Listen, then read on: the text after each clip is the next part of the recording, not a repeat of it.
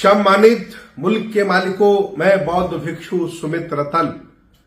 भारत एक लोकतांत्रिक देश है। भारत संविधान से चलता है। भारत में अलग अलग धर्मों के, अलग अलग मान्यताओं के, अलग अलग विचारों के, अलग अलग पूजा पद्धति के लोग रहते हैं। भारत में तमाम राजनीतिक दल बने, कांग्रेस, बीजेपी, जनता दल, समाजवादी पार्टी, बसपा, आम आदमी पार्टी। लेकिन जो कम संख्या के लोग हैं उत्तर प्रदेश में, पूरे भारत में जिनकी संख्या बहुत कम है, उनके दल चल रहे हैं, बहुत तेजी से आगे बढ़ रहे हैं। और जिनकी संख्या भारत में 85% है, 90% है, उनके दल कमजोर हो रहे हैं। इस विषय पर भी कभी चिंतन कर लिया करो। मैं एक बौद्ध भिक्षु होने के साथ साथ उस देश को भी देखता हूं जब यहां सम्राट अशोक शासन करते थे, जब यहां सम्राट महापद्म नंद शासन करते थे, चंद्रगुप्त मौर्य शासन करते थे, नागों का शासन था, जब यहां पासी समाज के राजा थे, जब यहां शिवाजी का शासन था। मैं उस देश को भी देखता हूं, ये सारे के सारे लोग आपके खानदान के थे। और आज जिनकी संख्या कम है, वो लोग अपने दल बढ़िया चला रहे हैं, और जिनके पास बहुत बड़ी संख्या है, वो दल चला नहीं पा रहे हैं। अभी हाल ही में एक दल बना, आम आदमी पार्टी।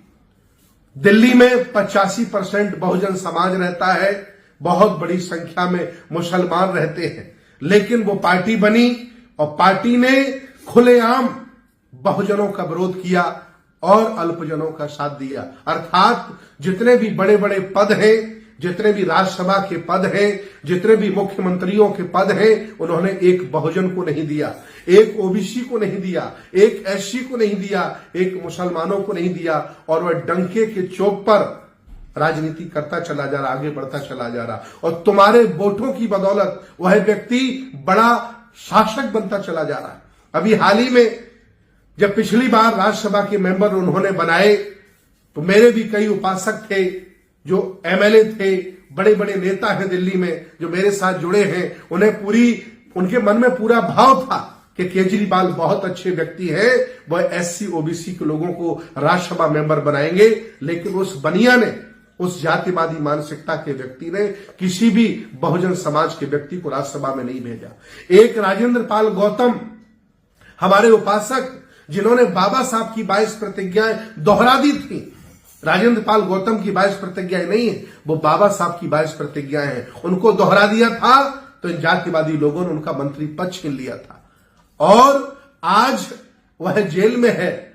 ईमानदार व्यक्ति बनता है, आज वह जेल में है, क्योंकि वो जातिवादी है, सामंतवादी है, और वह ऊंची जातियों का समर्थक है, उन्हीं को शासक बनाना चाहता है। उसे 85-90% से कोई लेना देना नहीं है। मैं कई बार लोगों से बोला हूं कि ये बीजेपी से भी बड़ा जातिवादी है, ये बीजेपी से बड़ा सामंतवादी है। ये लोग तो कम से कम बिना पढ़े लिखे जातिवादी हैं, ये पढ़ा लिखा जातिवादी है। इसलिए इससे बच के रहिए। मैं अपील करूंगा दिल्ली के लोगों से, बहुजन समाज के लोगों से, कि आप अपने घर वापस आ जाइए। दिल्ली में बहुजनों की पार्टी खड़ी कर लीजिए। सारे मुसलमानों से अपील करता हूं कि इस जातिवादी आदमी के चक्कर में मत रहिए, इसे छोड़ दीजिए। अभी मुख्यमंत्री बनाने का मौका मिला तो दर्जनों हमारे उपासक इनकी पार्टी में एमएलए हैं, बड़े बड़े नेता हैं, लेकिन किसी को नहीं बनाया। ऊंची जाति के व्यक्ति को ढूंढ करके लाया, उसे मुख्यमंत्री बना रहा है। ये जातिवादी व्यक्ति है, सामंतवादी व्यक्ति है। वह बहुजनों का नेता कभी नहीं हो सकता। वह हक वंचित, असहाय, कमजोर लोगों को आगे बढ़ते नहीं देख सकता। यह तुम्हारी नालायकी है कि आप कम संख्या वालों की गुलामी कर रहे हो। वो नेता आपका नहीं हो सकता। वो ऊंची जातियों का नेता है, सवर्णों का नेता है। वो बौद्धमय भारत कभी नहीं बनने देगा। वह अंबेडकरवाद को स्थापित नहीं होने देगा। वह झूठा व्यक्ति है जो बाबा साहब की फोटो लगाता है, शहीद भगत सिंह की फोटो लगाता है। इन लोगों से उसका कोई लेना देना नहीं है। वो दिखावे वाला आदमी है, वो हनुमान का भक्त है, वह सवर्णों का नेता है, और वह आपके वोट छलावे से छल रहा है।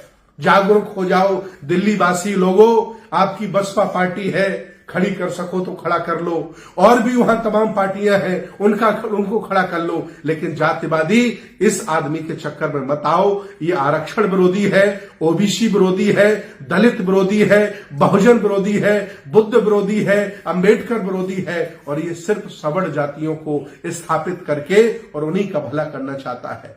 जैसे पहले कांग्रेस करती रही, आज भाजपा कर रही है, वैसे ही केजरीवाल कर रहा है। आप सामाजिक ठगे गए, धार्मिक ठगे गए, आज राजनीतिक भी ठगे जा रहे हो। अपनी इस ठगी से बचो और अपना रास्ता स्वयं चलो।